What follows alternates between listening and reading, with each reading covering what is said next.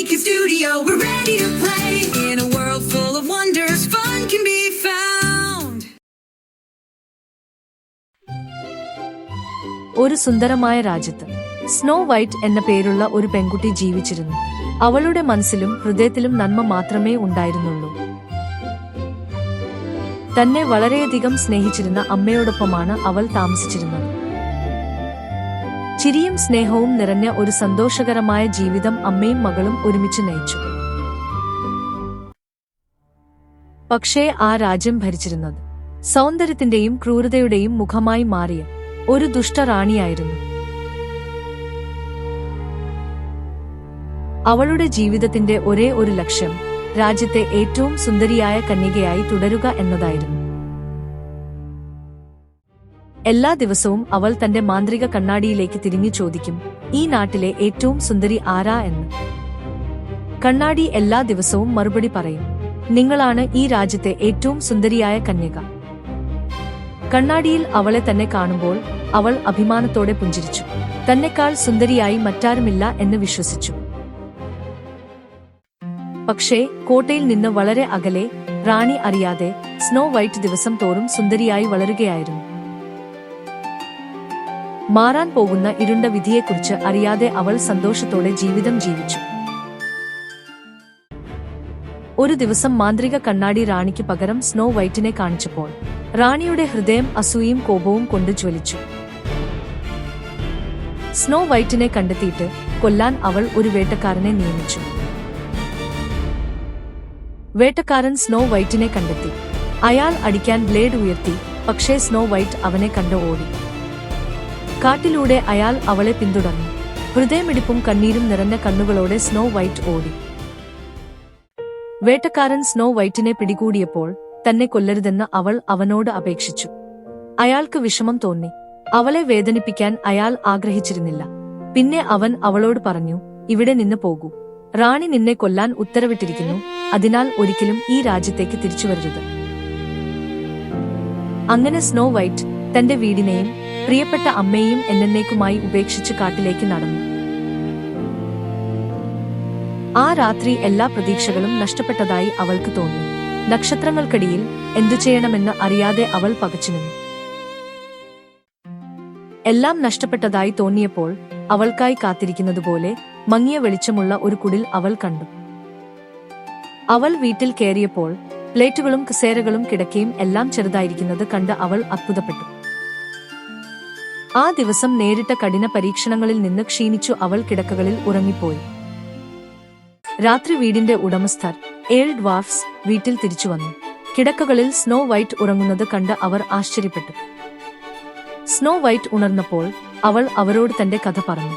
അവരുടെ മുഖം ദുഃഖത്താൽ മൃദുവായി.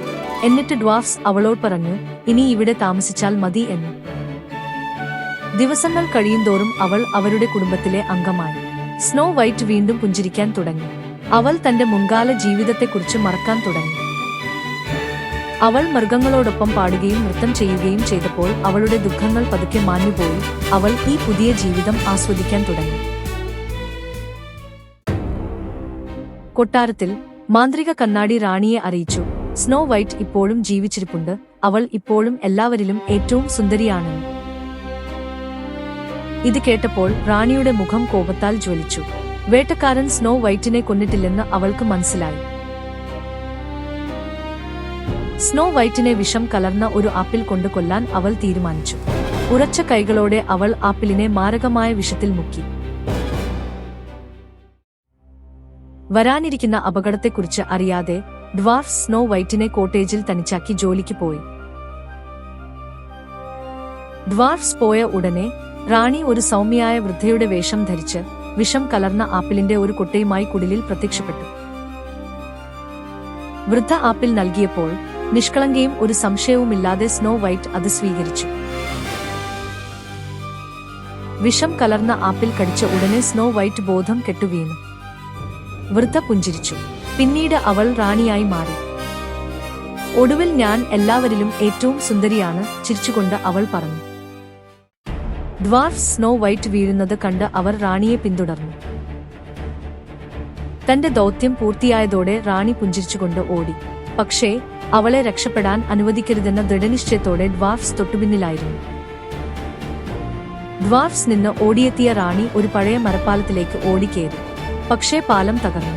റാണി താഴെയുള്ള മലയിടുക്കിലേക്ക് വീഴുമ്പോൾ അവളുടെ ക്രൂരമായ ഭരണം നിശബ്ദതയിൽ അവസാനിച്ചു. റാണി മരിച്ചെങ്കിലും അവളുടെ ശാപം തകർന്നില്ല. സ്നോ വൈറ്റ് ഗാഢമായ മാന്ത്രിക ഉറക്കത്തിൽ കിടന്നു. ഡ്വാർഫ്സ് നിസ്സഹായരായിരുന്നു. പക്ഷേ ഉള്ളിന്റെ ഉള്ളിൽ ശാപം തകർക്കാൻ ആരെങ്കിലും ഒരു ദിവസം വരുമെന്ന് അവർ വിശ്വസിച്ചു. ദൂരെ ഇത്രയും കാലം കഴിഞ്ഞിട്ടും സ്നോ വൈറ്റിന്റെ അമ്മ അവളെ അന്വേഷിക്കുന്നത് നിർത്തിയില്ല. മകളുടെ പേര് വിളിച്ച് അവൾ കാട്ടിലൂടെ അലഞ്ഞു. ഒരു ദിവസം കാട്ടിൽ വെച്ച് അമ്മ ദ്വാസിനെ കണ്ടുമുട്ടി. അവളുടെ കഥ കേട്ടപ്പോൾ അവൾ സ്നോ വൈറ്റിനെ തിരയുകയാണെന്ന് അവർക്ക് മനസ്സിലായി. ഉടനെ അവർ അവളെ അവരുടെ കുടിലിലേക്ക് കൊണ്ടുപോയി. മകളെ കണ്ടപ്പോൾ അമ്മ കരയാൻ തുടങ്ങി. മകൾ ഒരിക്കലും ഉണരില്ലെന്ന് അവൾ കരുതി.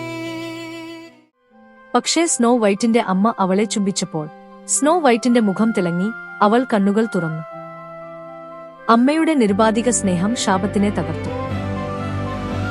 ഡ്വാർഫ്സ് സന്തോഷം കൊണ്ട് തുള്ളിച്ചാടി. അവരുടെ മുഖങ്ങൾ പുഞ്ചിരിയാൽ പ്രകാശിച്ചു. സ്നോ വൈറ്റും അമ്മയും നിശബ്ദവും നന്ദിയുള്ളതുമായ ഒരു പുഞ്ചിരി പങ്കിട്ടു.